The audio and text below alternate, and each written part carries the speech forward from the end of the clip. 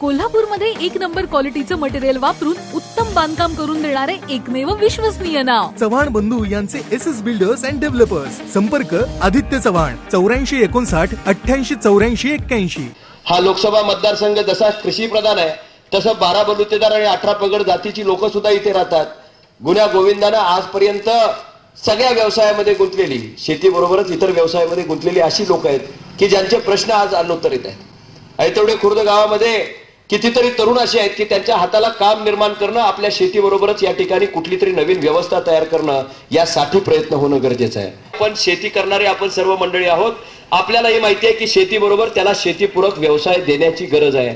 आणि ज्या भावनेतनं आपण सर्वांनी एका कार्यकर्त्याला निवडून देण्याची भूमिका घेतली, ती भूमिका कशासाठी होती तर या शेतीला कुठेतरी चांगले दिवस येतील. आपल्या बरोबर आपल्या विरुद्ध या ठिकाणी जी मंडळी आहेत त्यांना खऱ्या अर्थानं न्याय हक्कासाठी म्हणून या मतदारसंघातल्या आम जनतेनं नेते एका बाजूला आणि जनता एका बाजूला अशा पद्धतीचा लढा या मतदारसंघामध्ये झाला. आणि नेत्यांच्या ताकदीवर नव्हे तर जनतेच्या ताकदीवर एकटा कार्यकर्ता निवडून गेला. पण तो कार्यकर्ता आज घटकेला कुठं आहे? ज्यांच्या ताकदीवर आपण निवडून जातो त्यांना खऱ्या अर्थानं त्या विचाराला मूठमाती देण्याचं काम फक्त खुर्चीसाठी, फक्त खासदारकीसाठी. आपण जर लोकसभेच्या अर्ज भरत असताना आपण बघितलं शेतकऱ्यांचं या ठिकाणी लवाजमा घेऊन एक नेते, शेतकरी नेते गेले. शेतकऱ्यांची पोरं बरोबर पाहिजे.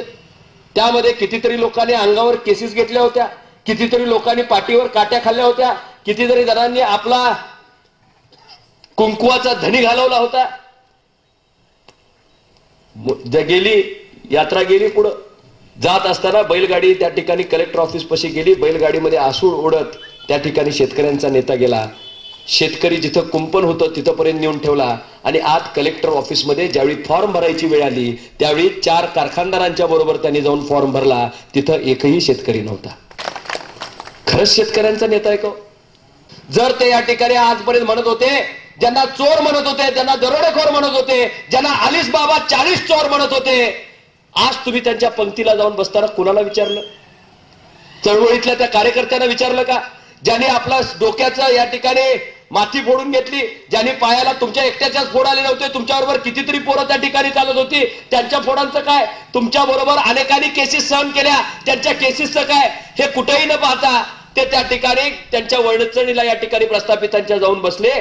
पण ज्यावेळी या ठिकाणी कार्यक्रम घेऊ तो विजयाची सभा आपल्या गावामध्ये घेऊ आणि या कार्यक्रमाच्या माध्यमातून एक राजकीय आणि सामाजिक उंची या गावातल्या समाजकारणाला आणि राजकारणाला आपण निर्माण करून देऊ. आजच आमचे लाईव्ह मराठीचे YouTube चॅनेल सबस्क्राईब करा आणि नोटिफिकेशनसाठी बेल आयकॉनवर क्लिक करा.